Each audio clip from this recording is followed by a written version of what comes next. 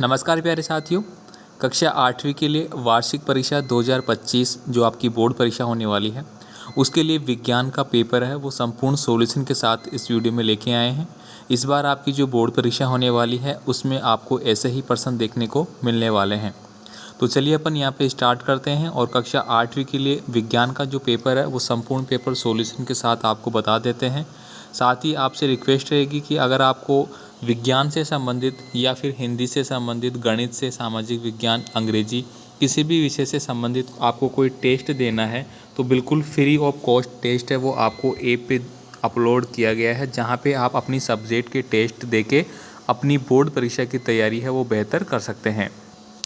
इसके अलावा साथ ही कक्षा 8वीं के लिए जितने भी आपके मॉडल पेपर हैं, पिछले साल के पेपर हो गए या फिर क्लास वाइज जो नोट्स है वो सारे आपको ऐप पे मिल जाएंगे। तो ऐप का लिंक है वो डिस्क्रिप्शन बॉक्स में दिया गया है, जहां से आप ऐप डाउनलोड करके वहां पे उन चीज़ों को ले सकते हैं। तो चलिए अपन यहाँ पे स्टार्ट करते हैं। 8वीं का जो विज्ञान का पेपर है वो हम यहाँ पे आपको बता देते हैं। यहाँ पे देखिए साथियों, पहला प्रश्न है, वह ताप जिस पर कोई पदार्थ जलना शुरू करता है वह क्या कहलाता है? तो उसको दोस्तों क्या बोला जाता है? ज्वलन ताप। तो ऑप्शन नंबर जो ए है वो आप यहाँ पे भर देंगे, जो आपको यहाँ पे दिया गया है उसमें आप ऑप्शन नंबर ए भर देंगे। नेक्स्ट देखिए, पेट्रोलियम संरक्षण अनुसंधान संघ कहाँ पर है? तो साथियों, पेट्रोलियम संरक्षण अनुसंधान संघ जो है वह भारत में है। तो यहाँ पे भी आप ए भर देंगे। ये ए वाला जो ऑप्शन है वो आपका सही हो जाएगा। अगला प्रश्न देखिए, यहाँ पे पूछा गया है आपसे कि निम्नलिखित में से संकटापन वन्य जीव या जंतु कौन सा है? संकटापन जंतु वे जंतु कहलाते हैं जिनकी जो प्रजाति है वो विलुप्ति के कगार पे है, मतलब वो ख़त्म होने वाले हैं और उनको हमें बचाना है। और इसीलिए दोस्तों आपने पढ़ा है रेड डाटा बुक। क्या पढ़ा है भाई? रेड डाटा पुस्तक, ठीक है। उसमें उन्हीं जो संकटापन जीव जंतु होते हैं उन्हीं का रिकॉर्ड भी रखा जाता है। तो यहाँ पे हमसे पूछा गया है कौन सा है, तो ऑप्शन के अकॉर्डिंग ए जो है, भाग जो है वो हमारा सही आंसर रहेगा। तो यहाँ पे भी आप कोष्टक में ए भर देंगे। एग्ज़ाम में जब आपको पेपर मिलेगा तो ऐसा ही पेपर मिलेगा, इसी में आपको लिखना होगा और ये वापस से लौटाना होगा। मतलब अलग से कोई पेपर नहीं होगा और अलग से कोई कॉपी नहीं होगी। पेपर ही एक तरह से आपकी कॉपी रहेगी जिसमें आपको लिख के वापस देना होगा। तो वो नया जो पैटर्न है, नए पैटर्न के हिसाब से ही आपको यहाँ पे जो प्रश्न है वो मैं सोल्व करा रहा हूँ और वही पैटर्न आपको बताया जा रहा है। आगे देखिए, यहाँ पे अगला प्रश्न आपसे पूछा गया है कि निम्नलिखित में से किस वाक ध्वनि की आवृत्ति न्यूनतम होने की संभावना है? तो देखिए, वाक ध्वनि की न्यूनतम होने की संभावना है। देखिए, आपको पता है कि छोटी बच्ची जो होती है वो जब चिल्लाती है तो उसकी आवाज़ बहुत तेज़ होती है, मतलब उसकी जो ध्वनि है आवृत्ति की वो बहुत ज़्यादा होती है। छोटे लड़के की भी ज़्यादा होती है, महिला की भी ज़्यादा होती है, क्योंकि महिला की जो आवाज़ है वो पतली होती है। अब यहाँ पे पूछा गया है न्यूनतम, तो न्यूनतम है वो पुरुष की होगी। तो ऑप्शन नंबर सी है। आप यहाँ पे जो स दिया गया है वो यहाँ पे भर लेंगे उत्तर में स। आगे देखिए, यहाँ पे है प्राश्रव्य ध्वनि की आवृत्ति कितनी होती है? तो प्राश्रव्य ध्वनि की जो आवृत्ति होती है वो ऑप्शन नंबर ए है, 20,000 हर्ट्ज से अधिक होती है हमारी। कितनी होती है? 20,000 हर्ट्ज से अधिक। तो ऑप्शन नंबर ए है वो आप यहाँ पे भर लेंगे इसमें ए वाला। नेक्स्ट देखिए, विद्युत चालन करने वाले अधिकांश द्रव किसके विलयन के होते हैं? तो दोस्तों, विद्युत चालन के लिए अम्लों का प्रयोग भी किया जाता है, क्षारकों का भी किया जाता है, लवण का भी किया जाता है। तो इस प्रकार हम कह सकते हैं कि उपयुक्त जो सभी है वो हमारा सही आंसर होगा क्वेश्चन नंबर 6 में। तो आप यहाँ पे द है वो भरेंगे। आगे देखिए, यहाँ पे अगला प्रश्न आपसे पूछा गया है कि कॉपर सल्फेट विलयन से विद्युत धारा प्रवाहित करने पर कॉपर बैटरी के किस टर्मिनल से संयोजित प्लेट पर निक्षेपित होता है? तो साथियों, ये जो है वो ऋण जो टर्मिनल होता है, ऋणात्मक जिसको अपन बोलते हैं, ऋणात्मक भी आप बोल सकते हैं, या ऋण टर्मिनल है, उससे ये क्या होता है? संयोजित होता है। उसके बाद देखिए, यहाँ पे अगला जो प्रश्न है, किसी आवेशित वस्तु के आवेश को पृथ्वी में भेजने की जो प्रक्रिया है वो क्या कहलाती है? उसको क्या बोला जाता है? तो उसको दोस्तों बोला जाता है भूसंकरण। तो ऑप्शन नंबर जो डी है आपका भूसंकरण, तो ये आपको यहाँ पे लिखना होगा। अब देखिए, यहाँ पे अगले जो प्रश्न होंगे वो आपको ऐसे ही मिलेंगे। प्रश्न आपको दे दिया जाएगा, यहाँ पे खालिस्तान दिया जाएगा, मतलब ब्लैंक ब्लैंक करके, और इसी में आपको लिखना है। अधिक उर्वरकों के उपयोग से क्या क्या हानियाँ होती है? तो कोई दो हमें यहाँ पे लिखने के लिए बोला गया है। तो यहाँ पे देखिए, पहला है मिट्टी की उर्वरता में कमी आती है, पहला आपने ये लिख दिया। दूसरा, इससे जल का प्रदूषण होता है। तो अधिक उर्वरक अगर हम डालते हैं तो उससे हमारी मिट्टी की उर्वरक क्षमता में कमी आती है, साथ ही साथ जल का भी प्रदूषण होता है। अगला प्रश्न देखिए, आपसे पूछा गया है कि खाद्य परिरक्षण जो है उसके मूल चरण कौन कौन से होते हैं, ये आपको बताना है। तो ये भी मैंने यहाँ पे अटैच किया है। तो आप देखिए यहाँ पे खाद्य परिरक्षण के मूल चरण यहाँ पे दिए गए हैं। तो आपको लिखना है कि खाद्य पदार्थों को खराब करने वाले सूक्ष्म जीवों तथा एंजाइमों को नष्ट कर देना, या सेकंड है ऐसी परिस्थितियाँ उत्पन्न करना जो खाद्य पदार्थों को खराब करने वाले सूक्ष्म जीव तथा एंजाइमों की वृद्धि एवं क्रियाशीलता के लिए अनुपयुक्त हो। तो इस प्रकार के चरण हमें यहाँ पे लिखने होंगे। तो ये दोनों आपको यहाँ से लिख लेने हैं। आगे देखिए, यहाँ पे अगला प्रश्न आपसे पूछा गया है कि कोयला गैस क्या होती है और इसका उपयोग भी हमें बताना है। तो यहाँ पे लिखा गया है कि कोयले का प्रकरण द्वारा कोक बनाते समय एक गैस प्राप्त होती है जिसे कोयला गैस कहते हैं। उपयोग यहाँ पे बताया गया है कि यह उपयोग प्रकरण संयंत्रों के निकट स्थापित बहुत से उद्योगों में ईंधन के रूप में उपयोग किया जाता है।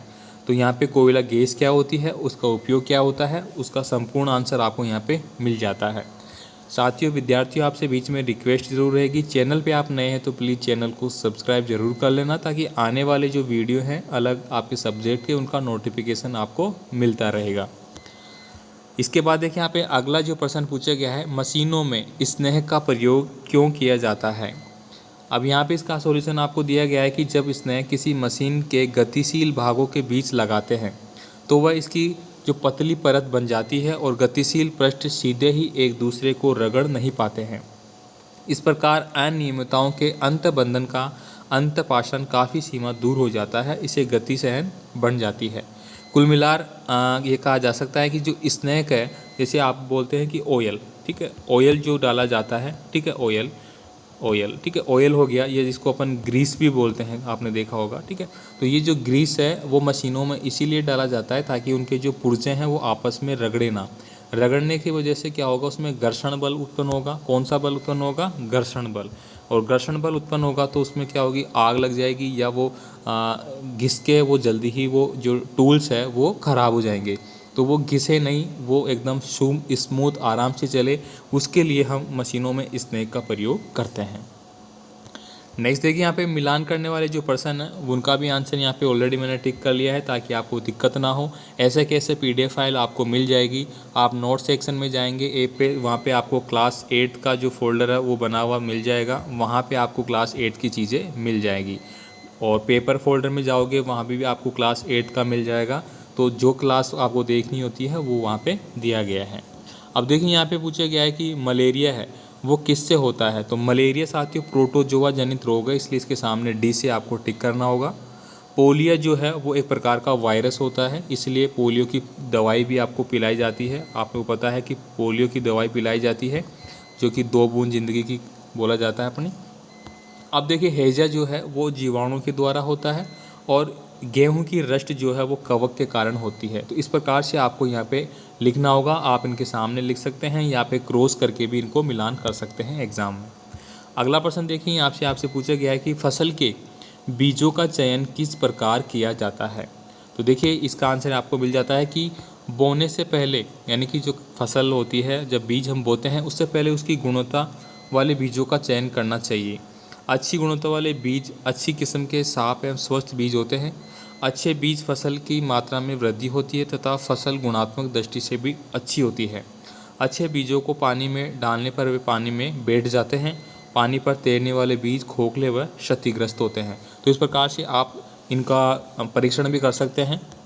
जो भी आपके पास बीज है पानी में आप डाल लेंगे गिलास में, कटोरी में, जो बीज ऊपर आ गए वो ख़राब है, मतलब वो खोखले हैं, क्षतिग्रस्त, उनको हटा देना चाहिए। जो नीचे बैठ गए हैं वो ठीक है, उनको हमें उपयोग में लेना चाहिए।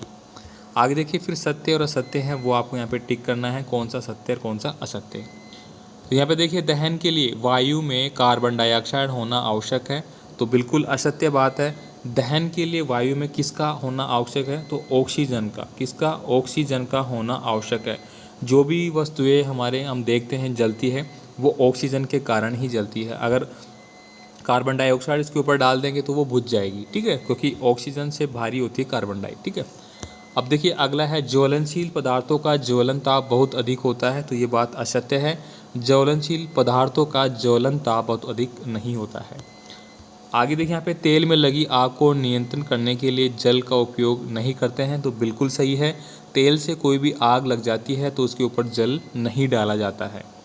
आगे देखिए दहन के प्रक्रिया में ऊर्जा तथा प्रकाश उत्पन्न होते हैं, तो ये बिल्कुल सही है।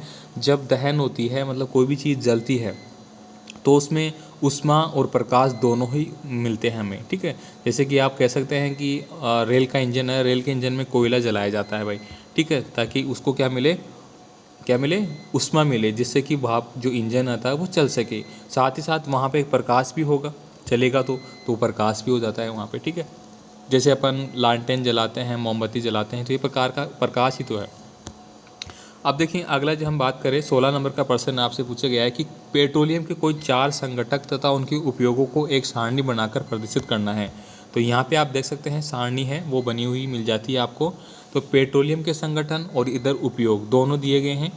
द्रव रूप में पेट्रोल जो गैस होती है वो एलपीजी बोला जाता है, और घरों और उद्योगों में ईंधन के रूप में मोटर ईंधन, शुष्क धुलाई के लिए विलायक वगैरह उपयोग में लेते हैं। ये पेट्रोल के हो जाते हैं यहाँ पे। फिर देखिए मिट्टी का तेल, तो मिट्टी का तेल स्टोव, लैंप, जेट वायुयानों के ईंधन के लिए किया जाता है। फिर डीजल है, तो भारी वाहनों और विद्युत जनित्रों के लिए इसका उपयोग है वो किया जाता है। आगे देखिए यहाँ पे अगला जो प्रश्न है वनोन्मूलन के कारण और उनके प्रभाव क्या है वो आपको यहाँ पे बताने हैं। तो देखिए यहाँ पे ये लिखा गया है वनोन्मूलन के कारण। सबसे पहले तो कृषि के लिए भूमि प्राप्त करना, घरों एवं कारखानों का निर्माण करना, फर्नीचर बनाने अथवा लकड़ी का ईंधन के रूप में प्रयोग करना, पशुओं के अतिचारण के लिए, प्राकृतिक कारण जैसे दानवल और भीषण सूखा। इससे क्या होता है वनोन्मूलन हो रहा है, उसका कारण है मतलब वनों का जो वन है, जो हमारे जंगल है वो घट रहे हैं अगर हम इस प्रकार का कार्य कर रहे हैं। अब इसका प्रभाव क्या है, तो इसके दुष्प्रभाव बताए गए हैं कि ऑक्सीजन कार्बन डाइऑक्साइड के अनुपात में असंतुलन होना, मतलब ऑक्सीजन कम होगी, कार्बन डाइऑक्साइड ज़्यादा हो जाएगी। अधिक बाढ़ की संभावना बन जाएगी क्योंकि नदी का पानी आ रहा है इस प्रकार से, इधर पेड़ नहीं है तो वो मिट्टी को नहीं रोक पाएंगे, मिट्टी को नहीं रोक पाएंगे तो ये किधर भी बह के जा सकता है पानी और बाढ़ के हालात हो जाएंगे।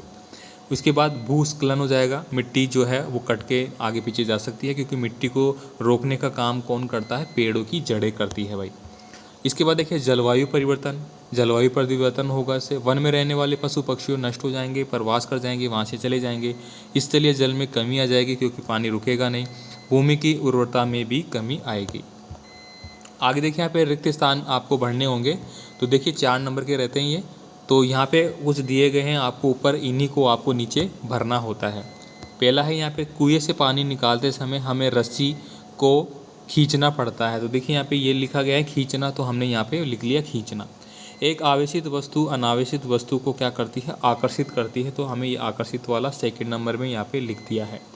सामान से लदी ट्रॉली को चलाने के लिए हमें उसको धकेलना होता है, तो यहाँ पे देखिए धकेलना होता है। आपने देखा होगा धक्का दे के चलाई जाती है गाड़ियों को। किसी चुंबक का उत्तरी ध्रुव दूसरे चुंबक के उत्तरी ध्रुव को प्रतिकर्षित करता है, यानी कि मान लीजिए कि ये हमारे पास कोई चुंबक है, चुंबक के गोले हैं 2, ठीक है। अब यहाँ पे भी एन है और यहाँ पे भी एन है और यहाँ एस एस है, तो ये समान जो होते हैं ध्रुव, ये एक दूसरे को क्या करते हैं, दूर फेंकते हैं। ध्यान रखना, कभी भी आप चुंबक लेना उसको ट्राई करना, अगर आप चुंबक के 2 चीज़ों को एक साथ ला रहे हैं, दोनों चुंबक को, अगर वो चिपक रही है, इसका मतलब यह है कि एक साइड तो एन है और एक साइड एस है, इसलिए वो चिपक रही है।